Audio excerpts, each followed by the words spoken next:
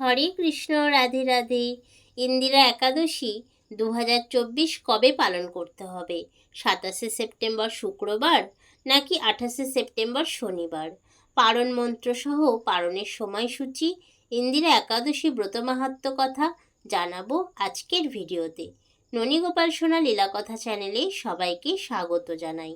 সকল সাধুগুরু বৈষ্ণব চরণে আমার শতকোটি প্রণাম জানিয়ে ভিডিওটা শুরু করছি। 2024 সালের ইন্দিরা একাদশী তিথি শুরু হচ্ছে আগামী 27শে সেপ্টেম্বর শুক্রবার বিকেল 4:26 থেকে 28শে সেপ্টেম্বর শনিবার বিকেল 4:55 পর্যন্ত। উদয় তিথি অনুসারে এই ইন্দিরা একাদশী সারা বিশ্বে পালিত হবে 28শে সেপ্টেম্বর শনিবার। প্রিয় দর্শক বন্ধুরা, চলুন তাহলে এবার জেনে নেওয়া যাক ইন্দিরা একাদশী ব্রত মাহাত্ম্য কথা।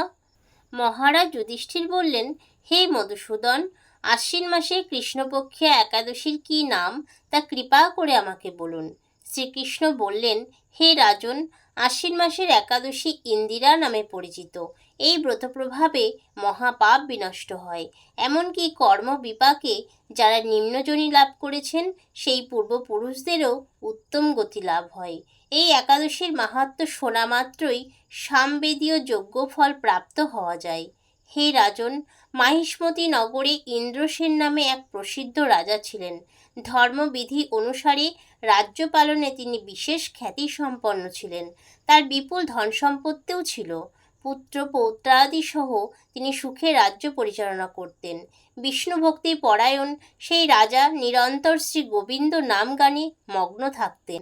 একদিন রাজা সুখে রাজসভায় বসে আছেন, এমন সময় দেবর্ষি নারদ স্বর্গ থেকে সেখানে এলেন। তাকে দর্শন করে রাজা হাত জোড় করে উঠে দাঁড়ালেন।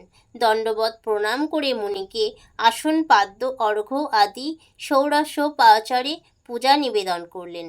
তারপর বললেন, হে মুনিবর, আপনার দর্শন মাত্র আমার যাবতীয় যজ্ঞফল লাভ হয়েছে। এখন আপনার আগমনের কারণ জানিয়ে আমাকে কৃতার্থ করুন। দেবর্ষি নারদ বললেন, হে মহারাজ, অতি বিস্ময়কর এক কথা শ্রবণ করুন। আমি একসময় যমলোকে গিয়েছিলাম। সেখানে যমরাজের সভায় বহু পুণ্যকারী আপনার পিতাকে দেখলাম। ব্রতভঙ্গ পাপে তাকে সেখানে যেতে হয়েছে। হে রাজন, আপনার পিতা যে সংবাদ প্রেরণ করেছেন আমি এখন তা আপনাকে বলছি। তিনি বললেন, হে ঋষিবর, মাহিষ্মতির ইন্দ্রসেন রাজা আমার পুত্র। তাকে বলবেন যে আমি বহু পুণ্য অনুষ্ঠান করলেও কোনো কারণবশত যমালয়ে আসতে বাধ্য হয়েছি। আপনি কৃপা করে তাকে সর্বপাপ নাশকারী ইন্দিরা একাদশী ব্রত পালন করতে বলবেন। সেই ব্রত প্রভাবে আমি নিষ্পাপ হয়ে স্বর্গলোকে যেতে সমর্থ হব। এই কথা জানাবার জন্যই আমার আগমন। হে রাজন, আপনার পিতার মঙ্গল বিধানে আপনি যথাবিধি ইন্দিরা ব্রত পালন করুন। রাজা জিজ্ঞাসা করলেন, হে দেবর্ষি, সেই ইন্দিরাবতীর বিধি কি? কোন তিথি বা কোন পক্ষে এই একাদশী ব্রত করা কর্তব্য তা কৃপা করে আমাকে বলুন। দেবর্ষি উত্তর দিলেন, হে মহারাজ, আশ্বিন মাসে কৃষ্ণপক্ষে দশমীর দিন শ্রদ্ধা সহকারে প্রাতঃ স্নান করবেন। মধ্যাহ্নে ভক্তি ভাবাপন্ন হয়ে পুনরায় স্নান করবেন এবং রাত্রিকালে ভূমিতে শয়ন করবেন। পরদিন একাদশীতে প্রাতঃকৃত্যাদি সমাপন করে নিরাহারে থাকবেন। ব্রতের নিয়মাবলী দৃঢ়ভাবে পালন করবেন।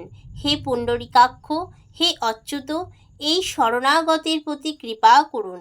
এইভাবে শ্রদ্ধা সহকারে শালগ্রাম পূজা করে পিতার উদ্দেশ্যে ব্রতের ফল অর্পণ করবেন। দ্বাদশীর দিন সকালে ভক্তি ভরে শ্রী গোবিন্দের পূজা করে ব্রাহ্মণ ভোজন করিয়ে অবশেষে নিজে মহাপ্রসাদ গ্রহণ করবেন। হে রাজন, বিধি অনুসারে শ্রীহরি এবং ভক্তদের অর্চন করলে আপনার পিতৃবর্গ মুক্তি লাভ করে শীঘ্রই বৈকুণ্ঠে গমন করবেন। রাজাকে এই উপদেশ দিয়ে দেবর্ষি নারদ প্রস্থান করলেন। রাজা ইন্দ্রসেন মুনিবরের উপদেশ অনুসারে পুত্র পরিজন সহ ভক্তি সহকারে এই ইন্দিরাবতীর অনুষ্ঠান করলেন। তখন দেবলোক থেকে পুষ্পবৃষ্টি হতে লাগলো এবং তার পিতাও বিশ্বলোক গমন করলেন। তারপর রাজা ইন্দ্রসেন নিজ পুত্রকে রাজ্যভার অর্পণ করে নিজেও বিষ্ণুলোকে ফিরে গেলেন। এই ইন্দিরা একাদশীর মাহাত্ম্য পাঠে ও শ্রবণে মানুষ সকল পাপ মুক্ত হয়ে বিষ্ণুলোক প্রাপ্ত হয়। এবারে আমরা জেনে নেব ইন্দিরা একাদশী ব্রতের পালনের সময়। পরদিন রবিবার সকাল 5:29 থেকে 9:27 পর্যন্ত পালনের সময়। পালনের মন্ত্রটি বলে নির্দিষ্ট সময়ের মধ্যে পালন সম্পন্ন করবেন। পালন মন্ত্রটি হল একাদশাং নিরাহার ব্রতে নানেন কেশব প্রসিত সমুখ নাথ জ্ঞানদৃষ্টি প্রদভব। দুর্লভ এই মনুষ্য জীবনে সর্বশ্রেষ্ঠ একাদশী ব্রত পালন করে এই মানব জীবনকে সার্থক করুন। প্রিয় দর্শক বন্ধুরা, আজকের ভিডিওটা এই পর্যন্তই। ভিডিওটা যদি ভালো লেগে থাকে তাহলে লাইক, কমেন্ট, শেয়ার করে দেবেন এই রকম ধর্মীয়মূলক ভিডিও পাওয়ার জন্য। প্রিয় দর্শক বন্ধুরা, তাহলে দেখা হবে আবার পরবর্তী ভিডিওতে।